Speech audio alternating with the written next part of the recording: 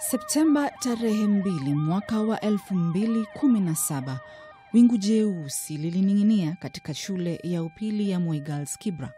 Moto ulioanza majira ya saa 8 asubuhi ulichukua maisha ya wanafunzi 10 na kuacha wengine wengi wakiwa na majeraha.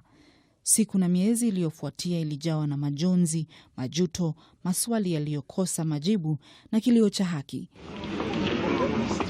Miaka 2 baadaye, mengi yamebadilika, ikiwemo kuzinduliwa kwa bweni mpya na naibu rais Daktari William Ruto. Lakini hali ya waliowaleta malaika hawa duniani iko vipi?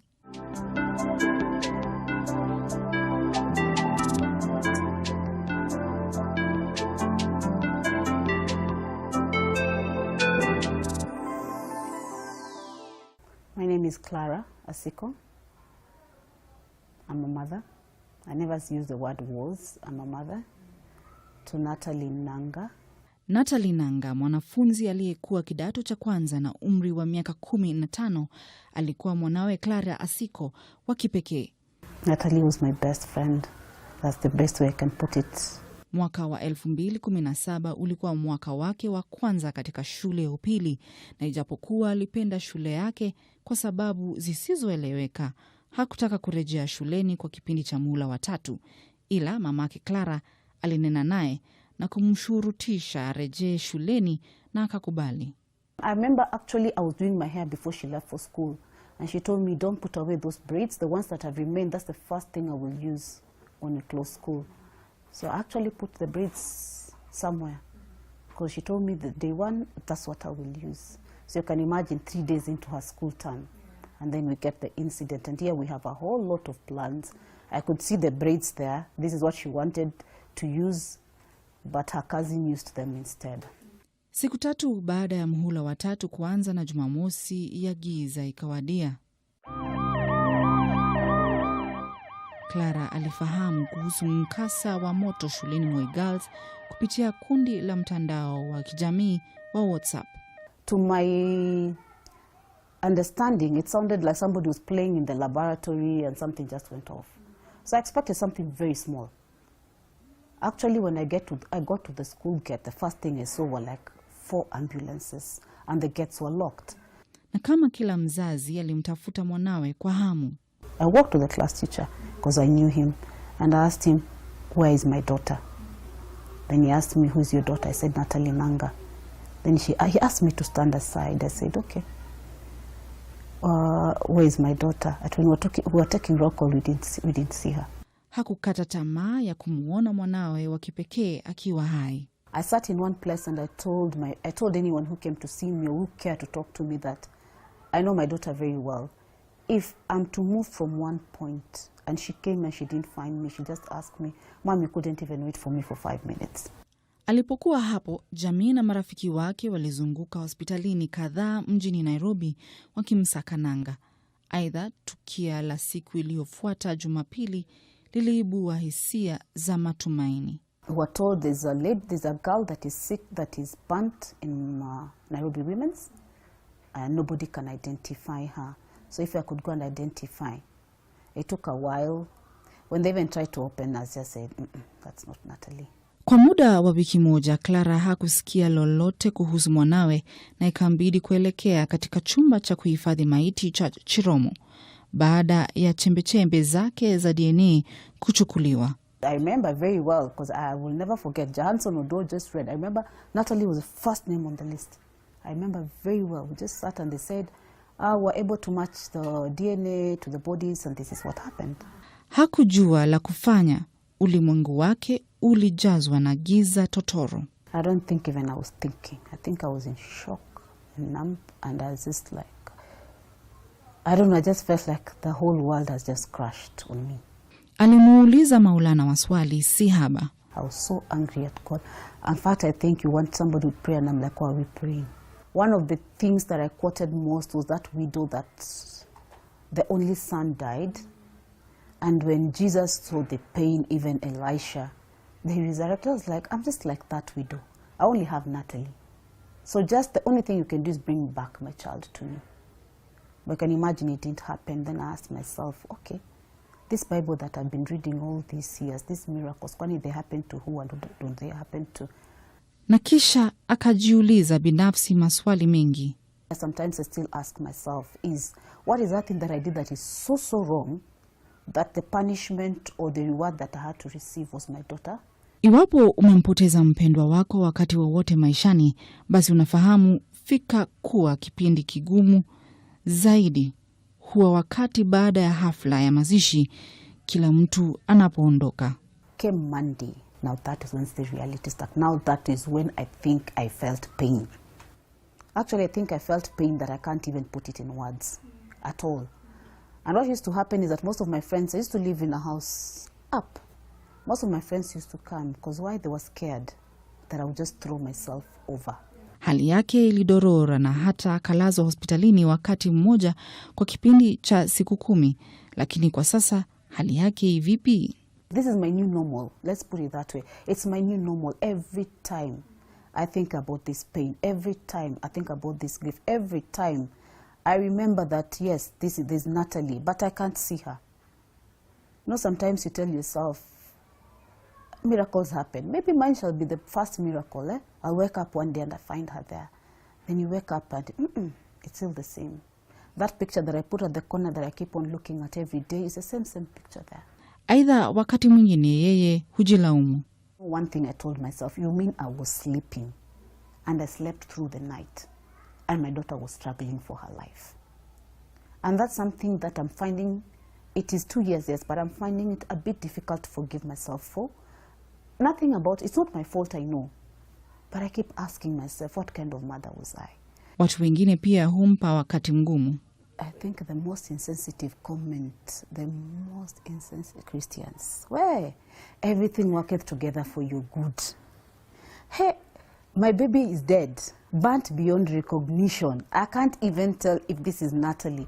I remember my beautiful girl the way she was, and then you tell me everything worketh for my good.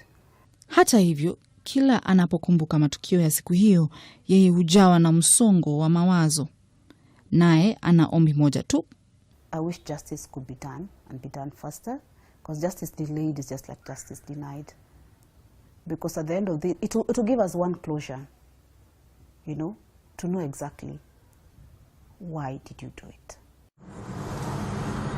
Tunaelekea kwa nyumba yake Jason Mose, babake Esther Neema, aliyekuwa na umri wa miaka 15 katika kidato cha kwanza, ambaye pia alipoteza maisha yake katika mkasa huo. She was self-driven, very focused and wanting to achieve and to be the very best that she could become in life. Alitaka kuwa wakili na mwana fashoni. Kama katika kisa cha Nanga, Neema pia hakutaka kurejea shuleni, ila alirejea, na siku 3 baadaye mkasa wa moto ukashuhudiwa. When I was told that there's a fire, that's when I checked my phone. There were messages from friends, from people who wanted to reach out to find out whether Neema, she's safe or she's okay. And I was unable to answer them. Jason alielekea moja kwa moja hadi katika shule ya Moi Girls. I got worried when I was told that 7 girls have died. Lakini kulikuwa na matumaini, kwani marafiki wake Neema walimueleza kuwa alifanikiwa kuondoka katika bweni lililotekea. Ila kufika majira ya dhuhuri, Jason hakuwa amemuona mwanawe, naye pamoja na wazazi wengine walijawa na masikitiko. Hivyo wakaamua kutizama mili iliyokuwa imechomeka ili kubaini iwapo wangeweza kuwatambua. They opened one of the body bags and we looked, actually they were burned beyond recognition. So they told us they're all the same. So we, at that point now, the parents, we said now there's no point of looking at all of them. Hakukata tamaa, ni sharti Neema angekuwa hai. Ila saa 12 jioni, one lady from the Ministry of Education approached me and told me, "Sir, your daughter is among the 8." Hakuamini alichoambiwa. I was not satisfied with the answer that I was given, and I had to go. I didn't sleep actually. I waited for morning at 5 o'clock. I went to from one hospital to another to try and find her, but I didn't find her. When Dad came home, and we were expecting him to come with Neema, but there was no sign of her. So it was me and my niece, the daughter to my cousin. He sat us down and he told us the sad news that Neema had passed away. Na kama katika kisa cha Clara, baada ya wiki moja matokeo ya chembe-chembe za DNA yalikuwa tayari, na sasa ikakuwa wazi kwamba mwili wa Neema ulikuwa mmoja wa mili iliyokuwa inahifadhiwa katika hifadhi ya Chiromo. I didn't believe it. I didn't take it. It's painful news, and as a parent, you're hoping that she could be somewhere. It was on the day of the burial that it hit me that Neema was actually gone. When I traveled out of the country, I still bought stuff for her. Safari haijakuwa rahisi. When I tried to sleep at night, I would have dreams about Esther. Some instances she's running towards me, she's saying she's missed me, and in some instances she's burning in fire, she's calling for help. I have dreams where she's running towards me, she's happy, and it's very real scenarios and situations where she's running and she's telling me something, and this makes it a bit hard to believe 100% that she's gone. First time I was in a day school because I didn't want to join boarding because of what had happened to Neema, but I thought in second term I could handle the boarding school, so I joined Rockfields Senior School. I would be on the road driving. I'm not seeing the other motorists, and at one point I drove into a roundabout. The vehicles were coming. You know, the way our roundabouts are busy, and by the grace of God, nobody got hurt, and I was not hit by another car. But I just drove through, and at that moment, you are not in your right senses. Wakumbuka nilikuwa nimekueleza kuwa Jason alikuwa ameelezwa kwamba Neema alikuwa ameondoka katika bweni. Hivyo ni nini kilichotendeka? I met one girl who told me actually she went back to look for a friend who was in the dormitory. She was thinking she was in the dormitory, and she went back for her. And for me, when I heard that, of course, as a parent, you're like, why did she have to go back? But then you realize that this is a girl who was selfless and thought of others. Hiyo ilikuwa ni hatua ya ujasiri. Aliyekuwa waziri wa elimu wakati huo, Daktari Fred Matiang'i, alitangaza kuwa moto huo haukuwa ajali, ila kuna mtu ambaye aliusababisha. Kesi hiyo ingali mahakamani, ila Jason anahisi vipi kuhusu swala hilo? It made me feel bad that somebody actually caused it. But then this is a girl who was I think 14 years old, at the same age as my daughter, and the fact that she did it due to certain issues. From what I've heard, she could have had issues she was going through. For me, I have taken a lot of time to think about it and to process it and to forgive her. Being a minor, she may have not known what she was really doing. She didn't think that it's going to kill so many of her friends. She thought maybe she'll just start a fire and get attention and move on. Hata hivyo, ana matumaini ya siku zijazo kuwa bora zaidi. I'm looking forward to a point of gratitude, of looking back and saying that thank you for the time that I spent with Neema, the 14 years that I spent with her.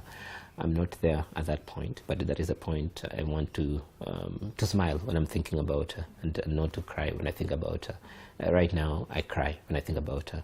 Kufuatia kisa hicho, Jason alianzisha mradi kwa jina Esther Neema Memorial Foundation, ambayo madhumuni yake ni kuhamasisha umma na haswa walimu na wanafunzi shuleni kuhusu mikasa ya moto. Foundation is to look into fire safety in schools, look at intervention, prevention basically of fires in school, awareness of fire safety, and training. We are appealing to everybody, to the public, the stakeholders in education, and well-wishers to donate towards the foundation. We have a pay bill in place. The pay bill number is 914155. So whatever little that you can give towards the foundation go a long way in requisitioning the fire extinguishers and smoke detectors, and do the trainings and fire drills in schools. Analojuta kwa sasa Jason ni laiti Neema angefahamu baadhi ya mambo ambayo anafunza watu wengine kwa sasa. If she had basic training on fire safety, then she would have taken some precaution. She would have probably crawled into the dome in going to rescue a friend, or she'll have taken some kind of precaution. And she'll have known that if the fire is too intense, then she'll not have approached the dormitory, because she'll not come out alive. Katika sehemu ya pili ya Maua Moyoni, tutakupa taarifa yake vile Angoyo, jina la utani Bubbles, ambaye pia alipoteza maisha yake katika mkasa huo kupitia mamake Marian Mwehaki.